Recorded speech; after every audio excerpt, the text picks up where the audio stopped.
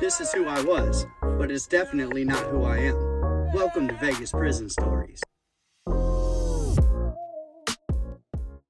Alright, so I know you guys love the stories that make you laugh or things like that. This isn't one of those stories. I mean, not everything can be fun, not everything can be made fun of. Almost everything, but a lot can't. So growing up in our neighborhood, we had a family named the Fleenors. Little Brad, or Junior, was about our age. We were all 17, 18 years old at the time. His dad, we called Big Brad, or Senior. Now, Big Brad, he was the connect. And he wasn't just the connect for our neighborhood. He was the connect for the whole west side of Las Vegas. Like, he was moving major weight. Now, Junior had a little sister. Her name was Amber. Junior's mother and Big Brad, they were in the casino at Arizona Charlie's one night. She wasn't feeling so good, went up to the room because they were staying there, had an aneurysm, passed away. That was the very first funeral I remember going to for the neighborhood. Big Brad was never the same after that. So we fast forward about a year. Big Brad's nervous about the cops watching him. So he had his stash all around the neighborhood. The bulk of it he brought to me. Junior would come, he would get it, whatever his dad needed, and go take care of it. Big Brad rarely came over to get anything. Sometimes he would have me meet people at the corner, serve them up, whatever. So one day, the neighbor across the street comes flying up. And we're all standing in my front yard. He says, "You got to get down to Big Brad's. The cops are raiding him." Now, this is nothing that we're not used to. They had just raided Big Brad a couple of months earlier. Well, they raided the house. Us kids, we were all in there doing what we were doing, using, things like that. We were on the second floor, and my boy Jimmy jumps up. He has a couple of, little snooters on the CD case. He goes running to the window, blows it out right into a cop's face. Like, that's how they were coming in. They flashbang, pillowcased everybody. Big Brad wasn't there. They went through the house, found whatever little bit he did have in the house, and they charged Big Brad. So Big Brad gets out, and now the neighbor comes running up, "Hey, they're raiding his house again." So we end up jumping in the car with the neighbor across the street's daughter jumping in the car with me. And we head down there. It's right around the corner. As soon as we pull up, the garage door is open. I'm going to call her Punky because I don't want to put her real name out. I hear Punky go, "Oh my God, no." And when I look, there's Big Brad. I'll never get that out of my head. The visual, he had put an extension cord up, tied it around the rafters. I mean, so the very first thing that we do is we get a hold of Junior. "You got to get down here. Something terrible's happened." Junior's right up the street. We know he's going to be there any minute. We're pleading with the police. "Please shut this garage door. Please. He cannot see his dad like this. You have to."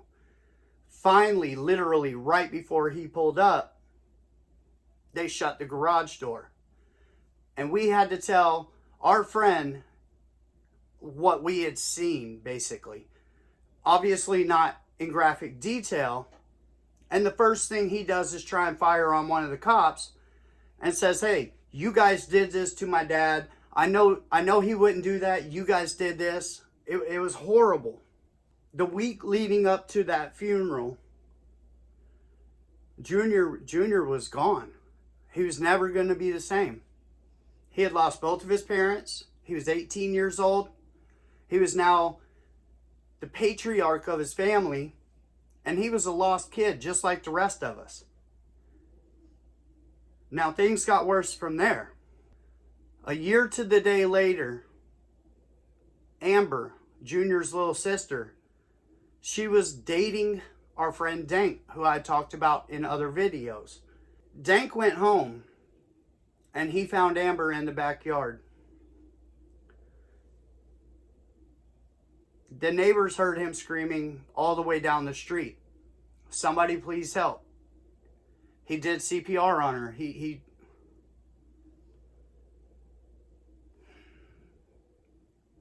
Now 3 are gone. Now that left Junior. Junior,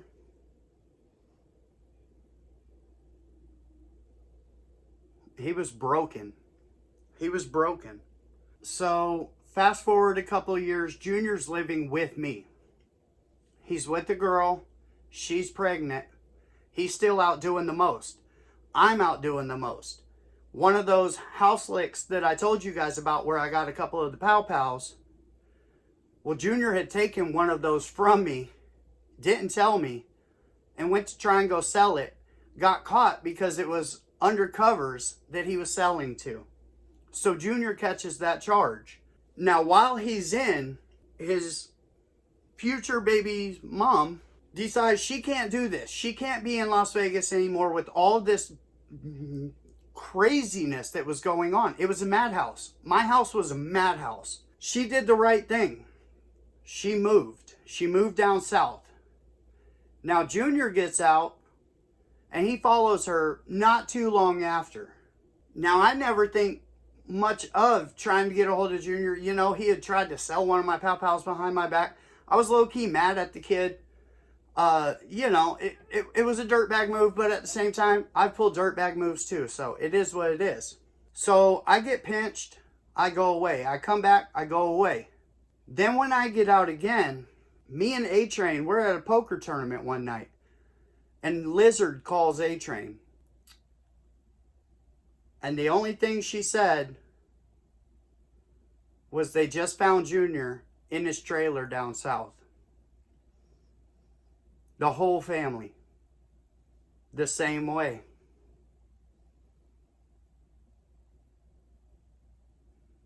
If Pops hadn't have done, if Big Brad had not have done what he did, certainly Amber never would have. That's 100%. There's no way. It would have never been on her mind. And then Junior, having to deal with his dad doing that, and now his little sister, it was only a matter of time. Now I'm still in touch with the mother of Junior's child. She's an awesome lady. She's raising kids. She's doing a wonderful job. Every time I look at her pictures, I see Amber. I see Junior's little sister in Junior's daughter. And it's heartbreaking. Like I've never pushed to even try to go meet her. Because there's too much pain. There's far too much pain. This is what parents need to really think about. And I know I'm not a motivational or a cautionary channel. Like, that's not my lane. But this story, this was a big part of my life. This is a big part of all of our lives in the neighborhood. Like,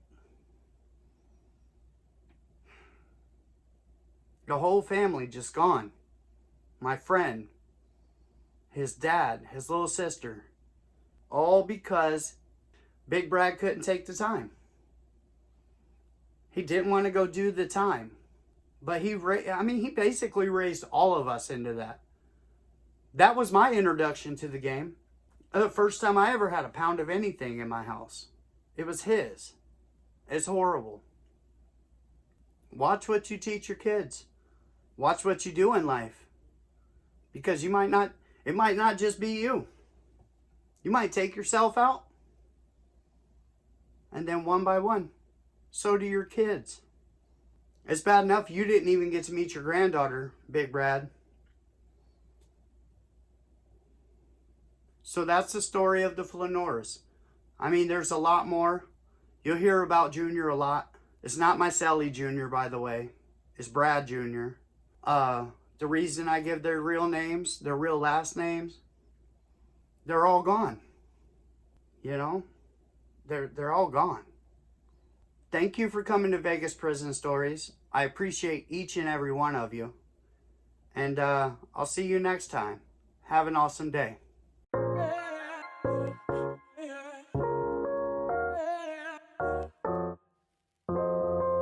This is who I was, but it's definitely not who I am. Welcome to Vegas Prison Stories.